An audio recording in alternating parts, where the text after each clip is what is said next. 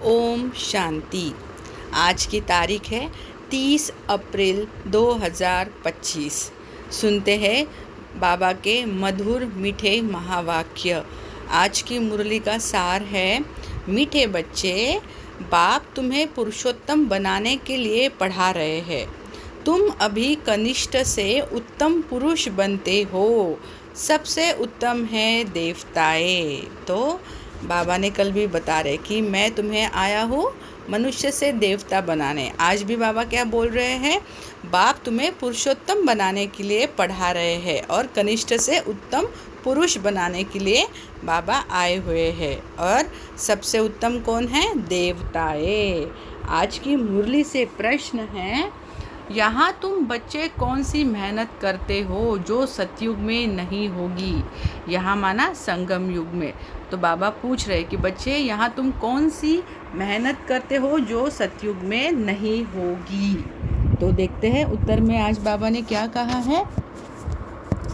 यहाँ देह सहित देह के सब संबंधों को भूल आत्म अभिमानी हो शरीर छोड़ने में बहुत मेहनत करनी पड़ती है। कौन सी मेहनत? आत्म अभिमानी हो शरीर छोड़ने में बहुत मेहनत करनी पड़ती है। तो अगर देखा जाए ना, तो सबसे बड़ा मोह ना हमें हमारे शरीर से होता है। तो इसलिए बाबा क्या बोलते हैं कि बार बार अपने आप को क्यों इतना, बाबा रोज़ की मुरली में 86-87 ईयर्स से बाबा एक ही बात बोल रहे कि बच्चे अपने को आत्मा समझो, आत्मा समझो। क्यों? क्योंकि सबसे ज़्यादा मोह हमें अपने शरीर से होता है। इसीलिए क्या होता है कि सबसे ज़्यादा बाबा क्या बोल रहे कि शरीर छोड़ने में बहुत मेहनत करनी पड़ती है। भले हम दूसरों से भी मोह छुड़ा लेते हैं, पर अपने शरीर से हम मोह नहीं छोड़ पाते हैं। तो इसलिए बार बार प्रैक्टिस करनी है कि मैं इस शरीर से न्यारी हूँ, है ना, मैं एक आत्मा हूँ। अपने आप को बार बार ये महसूस कराना है। तो आगे बाबा बोल रहे हैं कि सतयुग में बिना मेहनत बैठे बैठे शरीर छोड़ देंगे, क्योंकि वहाँ हम आत्म अभिमानी स्थिति में होते हैं। हमें देह का भान नहीं होता है। इतने सुंदर हम होते हैं, फिर भी हमें देह का एक कतरा भी भान नहीं होता है, नॉट अ सिंगल %। अभी यही मेहनत व अभ्यास करते हो कि हम आत्मा हैं। हमें इस पुरानी दुनिया, पुराने शरीर को छोड़ना है, नया लेना है। सतयुग में इस अभ्यास की ज़रूरत नहीं है। आज की मुरली से गीत है, दूर देश का रहने वाला। ओम शांति। मीठे मीठे रूहानी बच्चे जानते हैं कि फिर से, यानी अगेन, कल्प कल्प के बाद इसको कहा जाता है फिर से दूर देश का रहने वाला आए हैं देश पर आए। तो कल्प बाबा हर कल्प 5000 वर्ष में एक की बारी, मतलब हर 5000 साल के बाद एक बार संगम युग में बाबा यहाँ आते हैं, हमारे इस पराये देश में आते हैं। तो यह सिर्फ उस एक के लिए ही गायन है ना, सिर्फ ओनली और only exclusively for God father, यानी हमारे शिव बाबा। यह सिर्फ उस एक के लिए ही गायन है, उनको ही सब याद करते हैं। वह है विचित्र, यानी जिसको कोई चित्र नहीं है, जिसको शरीर नहीं है, वह है विचित्र, हमारे शिव बाबा। तो उनका कोई चित्र नहीं है। ब्रह्मा विष्णु शंकर को देवता कहा जाता है। देवता कहा जाता है ना, क्योंकि इनको शरीर है, चित्र है, इनके शरीर है ना। तो इनको क्या कहा जाता है? देवता। शिव भगवानुवाच कहा जाता, शिव भगवानुवाच कहा जाता है, वह रहते हैं परम धाम में। तो इनको देवता कहते हैं। और शिव भगवानुवाच किनको कहते हैं? हमारे शिव बाबा का, जो परम धाम के निवासी है। उनको सुख धाम में कभी बुलाते नहीं, दुख धाम में ही बुलाते हैं। तो हम बाबा को दुख धाम में, यानी कलयुग के अंत, यानी संगम युग में हम बाबा को बुलाते हैं कि हे पतित पावन, आओ और हमें पावन बनाओ। सुख धाम यानी स्वर्ग में तो हमें याद भी नहीं रहता है कि कौन शिव बाबा और कौन हम, है ना, हम देवता है, ये भी स्मृति हमें नहीं रहती है। बस हम वो आनंद लेने में, वो आनंद और सुख की अनुभूति में ही खोए हुए रहते हैं। हमें इस बात की भी अनुभूति नहीं रहती कि हम देवता है ना। तो बाबा बोलते कि आप वहाँ नहीं बुलाते मुझे, आते भी है संगम युग पर। यह तो बच्चे जानते हैं, सतयुग में सारे विश्व पर तुम पुरुषोत्तम रहते हो, मध्यम कनिष्ठ वहाँ नहीं होते, है ना। वहाँ ऐसे नहीं होते। उत्तम ते उत्तम पुरुष यह श्री लक्ष्मी नारायण है ना, इन्हों को ऐसा बनाने वाला श्री श्री श्री बाबा कहेंगे। श्री श्री उस शिव बाबा को ही कहा जाता है ना। आजकल तो सन्यासी आदि भी अपने को श्री श्री कह देते हैं, तो बाप ही आकर इस सृष्टि को पुरुषोत्तम बनाते हैं। तो वास्तविकता में तो श्री श्री ये टाइटल किनको रखा जाता है कि जो श्रेष्ठ है, जो सर्वश्रेष्ठ है। तो सर्वश्रेष्ठ कोई मनुष्य नहीं हो सकता ना देवता, वो सिर्फ भगवान हो सकता है कि जो इस ड्रामा के चक्कर में नहीं आते, जो जन्म मरण के चक्कर में नहीं आते, वो सारे सर्वोपरि है ना, वो उनको ही हम श्री श्री सर्वश्रेष्ठ कह सकते हैं। बाकी किसी को भी ये डिग्री हम नहीं दे सकते हैं। पर आजकल के जो सन्यासी लोग हैं वो अपने नाम के आगे श्री श्री लगा देते हैं, पर इट इज़ रॉन्ग। तो सतयुग में सारे सृष्टि में उत्तम ते उत्तम पुरुष रहते हैं। उत्तम ते उत्तम और कनिष्ठ से कनिष्ठ का फर्क इस समय तुम समझते हो। कनिष्ठ मनुष्य अपनी नीचाई दिखाते हैं, है ना। अभी तुम समझते हो हम क्या थे, अब फिर से हम स्वर्गवासी पुरुषोत्तम बन रहे हैं। यह है ही संगम युग। तुमको खातरी है कि यह पुरानी दुनिया नई बननी है। पुरानी सो नई, नई सो पुरानी, तो ये तो चक्र चला आता है ना, नई से पुरानी, पुरानी से नई तो ज़रूर बनती है। नई को सतयुग, पुरानी को कलयुग कहा जाता है। बाप है ही सच्चा सोना, सच कहने वाला, उनको ट्रुथ कहते हैं, सब कुछ सत्य बताते हैं, इसलिए उनको क्या कहते हैं, सत्यम शिवम सुंदरम, है ना। कितना सुंदर टाइटल है हमारे बाबा का। तो यह जो कहते हैं ईश्वर सर्वव्यापी है, यह झूठ है, रॉन्ग, 100% रॉन्ग। ओके, बाबा सर्वव्यापी नहीं है। अब बाप कहते हैं झूठ न सुनो, hear no evil, see no evil, है ना। होता है ना कि बाबा ने जैसे 3 मत, बुरा मत देखो, बुरा मत बोलो और बुरा मत सुनो, तो ऐसे जो है ना ये 3 बंदर। तो hear no evil, see no evil और टॉक नो इविल। राज विद्या की बात अलग है, वह तो है ही अल्पकाल सुख के लिए।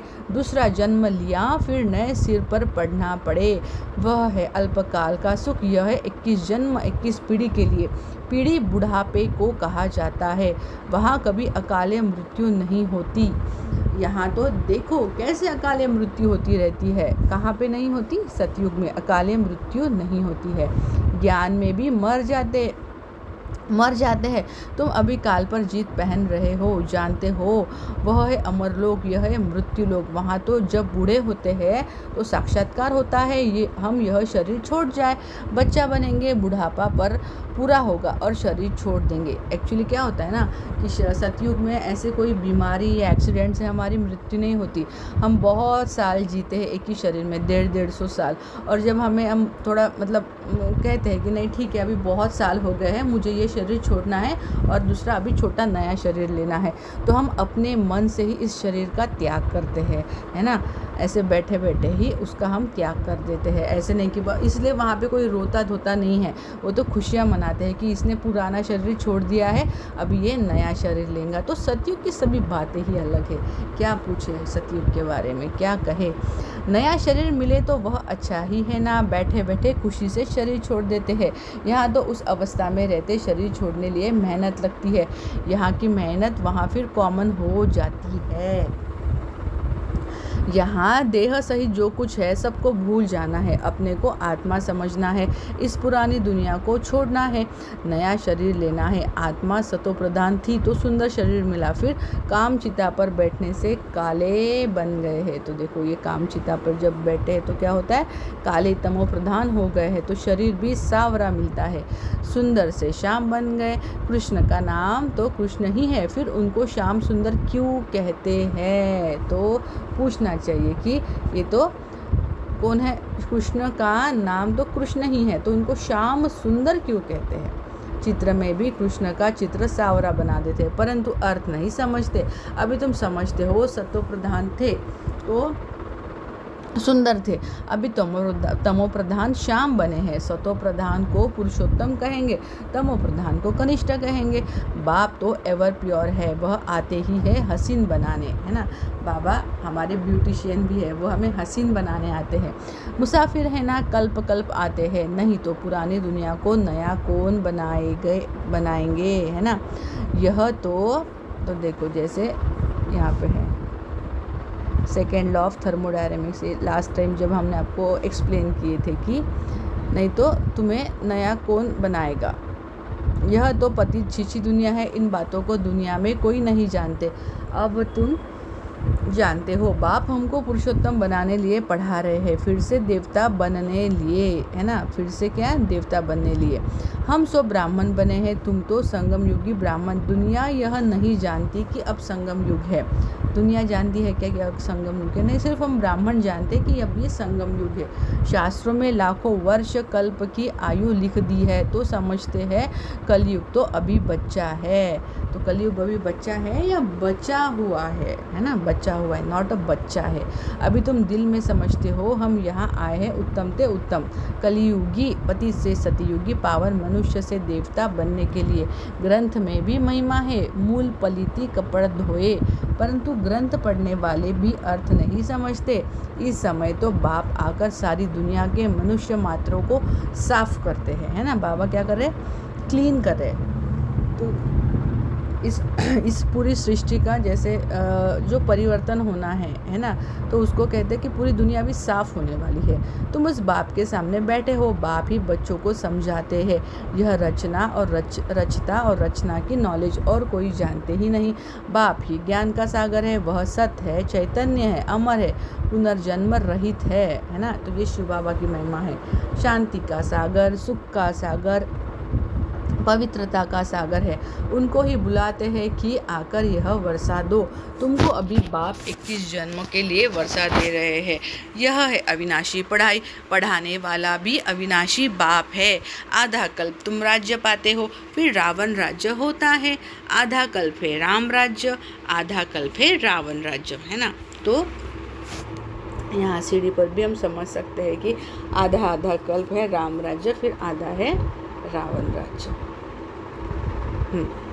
तो हाँ, प्राणों से प्यारा एक बाप ही है, क्योंकि वही तुम बच्चों को सब दुखों से छुड़ाए, है ना। तो my sweetest Baba for you, ये बाबा के लिए, क्योंकि प्राणों से प्यारा एक ही बाप है। तुम बच्चों को सब दुखों से छुड़ाए अपार सुख में ले जाते हैं। तुम निश्चय से कहते हो वह हमारा प्राणों से प्यारा पारलौकिक बाप है। प्राण आत्मा को कहा जाता है। सब मनुष्य मात्र उनको याद करते हैं, क्योंकि आधा कल्प के लिए दुख से छुड़ाए शांति और सुख देने वाला बाप ही है। तो प्राणों से प्यारा हुआ ना। तो हाँ मेरे मीठे बाबा, आप बिल्कुल प्राणों से प्यारे हो। तुम जानते हो सतयुग में हम सदा सुखी रहते हैं, बाकी सब शांति धाम में चले जाएंगे। फिर रावण राज्य में दुख शुरू होता है। दुख और सुख का खेल है। मनुष्य समझते हैं यहाँ ही अभी अभी सुख है, अभी अभी दुख है, परंतु नहीं। तुम जानते हो स्वर्ग अलग है, नर्क अलग है। स्वर्ग की स्थापना बाप राम करते हैं, नर्क की स्थापना रावण करते हैं, जिसको वर्ष वर्ष जलाते हैं। परंतु क्यों जलाते हैं, क्या चीज़ है, कुछ नहीं जानते। कितना खर्चा करते हैं, कितनी कहानियाँ बैठ सुनाते हैं। राम की सीता, भगवती को रावण ले गया। मनुष्य भी समझते हैं ऐसा हुआ होगा। तो है ना, अपने जो धार्मिक कथा है वो उसमें ना कि जो रावण है जो सीता को भगा कर ले गया। तो अभी तुम सबका ऑक्यूपेशन जानते हो, है ना।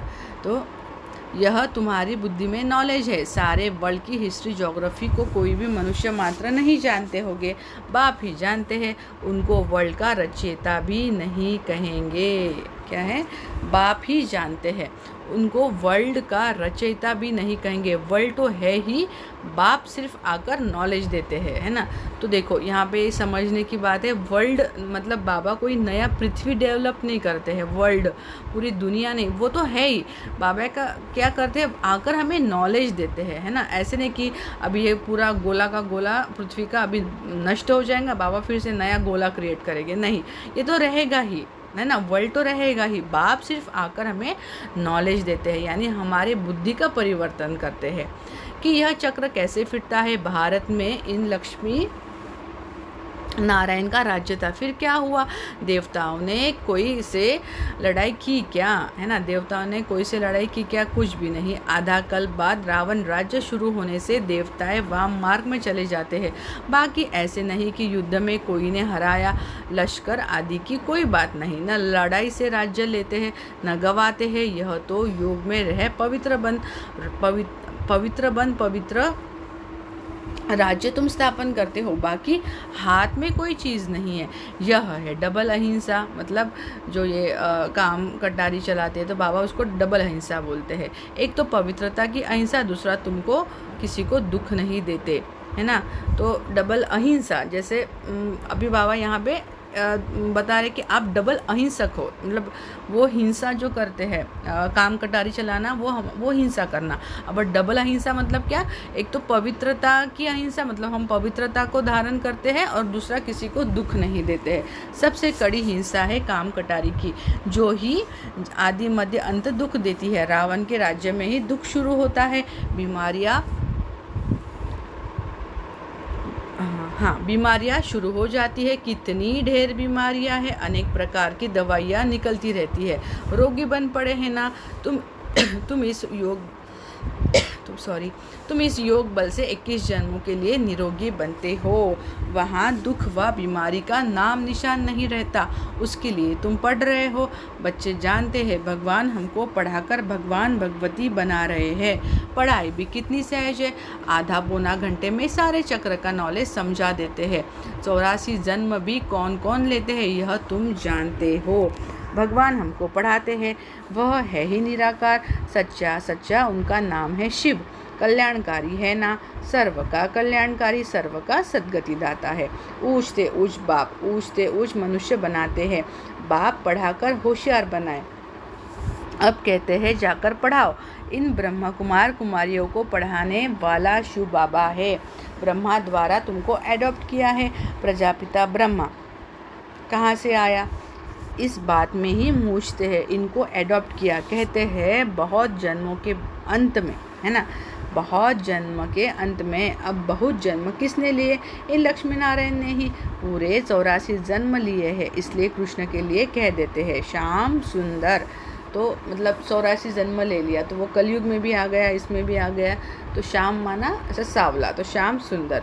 हम 100 सुंदर थे, फिर 2 कला कम हुई, कला कम होते होते अभी 9 कला हो गई है।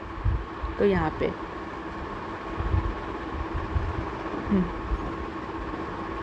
तो ये जो सुंदर थे ना, मतलब यहाँ पे जब लक्ष्मी नारायण बने थे तो सुंदर थे, फिर सीढ़ी उतरते उतरते यहाँ पे श्याम बन गए, है ना। तो ये पूरा सीढ़ी का ये है। अभी तमो प्रधान से फिर सतो प्रधान कैसे बने। बाप कहते हैं मुझे याद करो तो तुम पावन बन जाएंगे। यह भी जानते हो यह रुद्र ज्ञान यज्ञ है। अब यज्ञ में चाहिए ब्राह्मण, तुम सच्चे ब्राह्मण हो, सच्ची गीता सुनाने वाले, इसलिए तुम लिखते भी हो सच्ची गीता पाठशाला। उस गीता में तो नाम ही बदल दिया है। हाँ, जिन्होंने जैसे कल पहले वर्षा लिया था वही आकर लेंगे। तो जिन्होंने कल्प पहले वर्षा लिया था वही आकर लेंगे। अपने दिल से पूछो, हम पूरा वर्षा ले सकेंगे। मनुष्य शरीर छोड़ते हैं तो हाथ खाली जाते हैं, वह विनाशी कमाई तो साथ में चलनी नहीं। तुम शरीर छोड़ेंगे तो हाथ भर क्योंकि 21 जन्मों के लिए तुम अपनी कमाई जमा कर रहे हो। तो ये लोग कैसे थे, खाली हाथ जाएंगे और खाली हाथ आए हैं और जाएंगे। तो पर हम कैसे हैं, हम भरपूर होके जाएंगे, है ना। तो मनुष्य की तो सारी कमाई मिट्टी में मिल जाएंगी। इससे तो हम क्यों न ट्रांसफ़र कर बाबा को दे देवे। जो बहुत दान करते हैं वह तो दूसरे जन्म में साहूकार बनते हैं। ट्रांसफ़र करते हैं ना, अभी तुम 21 जन्म के लिए नई दुनिया में ट्रांसफ़र करते हो। तो कल भी ये एग्जाम्पल आया था ना कि दान पुण्य करने वाला धनवान बनकर जन्म लेते हैं। तो ये कल की मुरली में भी ये एग्जाम्पल आया था। तो 21 जन्म के लिए नई दुनिया में ट्रांसफ़र करते हो। तुमको रिटर्न में 21 जन्मों के लिए मिलता है। वह तो एक जन्म लिए अल्पकाल के लिए ट्रांसफ़र करते हैं। तुम तो ट्रांसफ़र करते हो 21 जन्म के लिए, है ना। तो सदैव दाता सूर्य मुआफिक, बाप तो है ही दाता। यह ड्रामा में नून है, जो जितना करते हैं वह पाते हैं। वह इनडायरेक्ट दान पुण्य करते हैं तो अल्पकाल के लिए रिटर्न मिलता है। यह है डायरेक्ट। अब सब कुछ नई दुनिया में ट्रांसफ़र करना है। इनको ब्रह्मा को देखा कितनी बहादुरी है। तुम कहते हो सब कुछ ईश्वर ने दिया। अब बाप कहते हैं यह सब हमको दो, है ना। हम तुमको विश्व की बादशाही देते हैं। बाबा ने तो फट से दे दिया, सोचा नहीं, फुल पावर दे दी। हमको विश्व की बादशाही मिलती है। वह नशा चढ़ गया। बच्चों आदि का कुछ भी ख्याल नहीं किया। देने वाला ईश्वर है तो फिर किसी का रिस्पॉन्सिबल थोड़ी रहे, है ना। तो देने वाला कौन है? शिव बाबा। 21 जन्म के लिए ट्रांसफ़र कैसे करना होता है? तो इस बात के लिए हमें किनको फॉलो करना पड़ेगा? ब्रह्मा बाबा को, है ना। तो फॉलो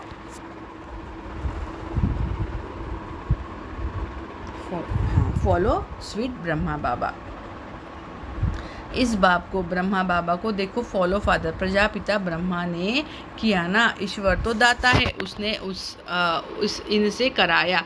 तुम भी जानते हो हम आए हैं बाप से बादशाही लेने।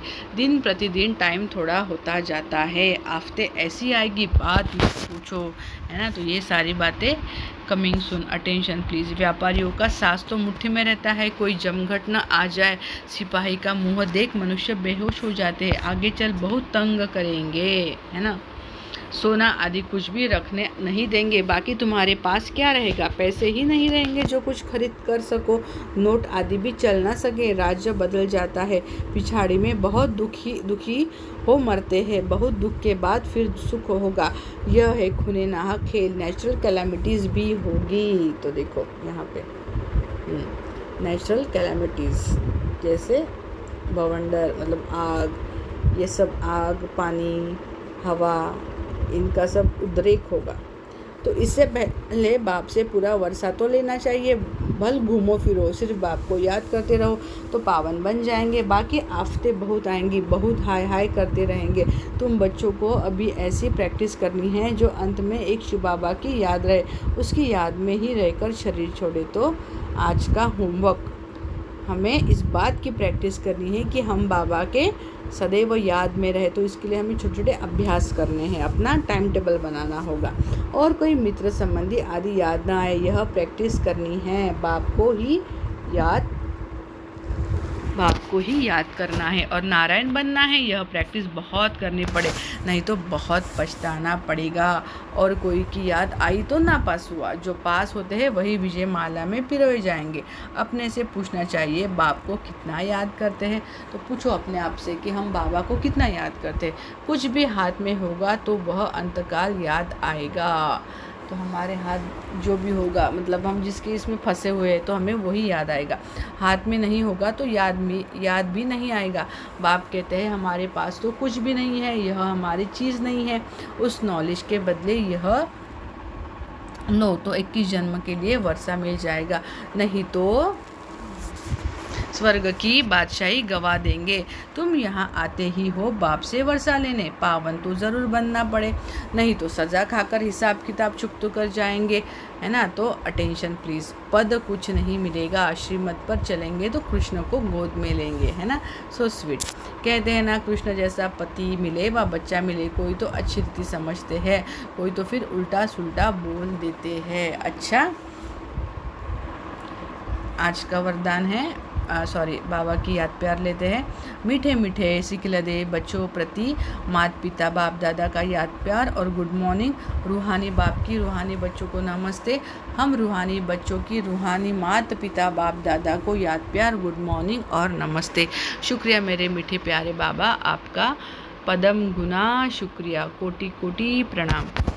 धारणा के लिए मुख्य सार है, पहला, जैसे ब्रह्मा बाबा ने अपना सब कुछ ट्रांसफ़र कर फुल पावर बाप को दे दी, सोचा नहीं, ऐसे फॉलो फादर कर 21 जन्मों की प्रारब्ध जमा करनी है। तो मेरे ब्रह्मा बाबा समान न कोई था, न कोई है, न कोई होगा।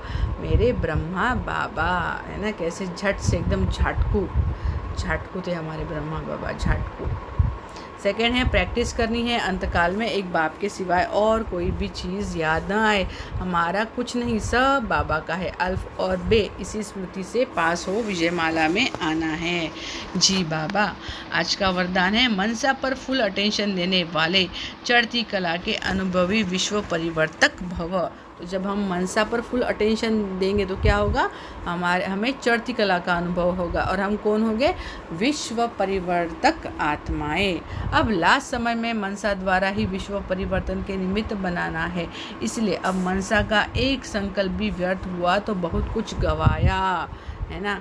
तो इस बात की हमें अहमियत समझनी है। एक संकल्प भी व्यर्थ गवाया तो बहुत कुछ गवाया। एक संकल्प को भी साधारण बात नहीं समझो। वर्तमान समय संकल्प की हलचल भी बड़ी हलचल गिनी जाती है, क्योंकि अब समय बदल गया, पुरुषार्थ की गति भी बदल गई, तो संकल्प में ही फुल स्टॉप चाहिए।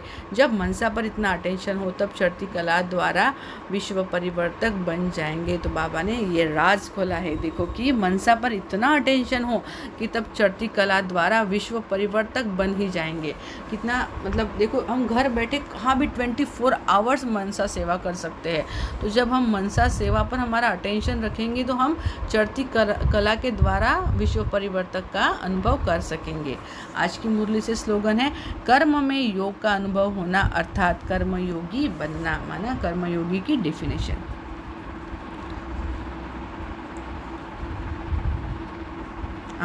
आज का व्यक्त इशारा है, बाप, आप और बाप इस कंबाइंड रूप का अनुभव करते सदा शुभ भावना, श्रेष्ठ कामना, श्रेष्ठ वाणी, श्रेष्ठ दृष्टि, श्रेष्ठ कर्म द्वारा विश्व कल्याणकारी स्वरूप का अनुभव करो तो सेकंड में सर्व समस्याओं का समाधान कर सकेंगे। सदा एक स्लोगन याद रखना, न समस्या बनेंगे न समस्या को देख डगमग होंगे, स्वयं भी समाधान स्वरूप रहेंगे और दूसरों को भी समाधान देंगे। यह स्मृति सफलता स्वरूप बनना देगी। अच्छा, ओम शांति। अच्छा, ओम शांति।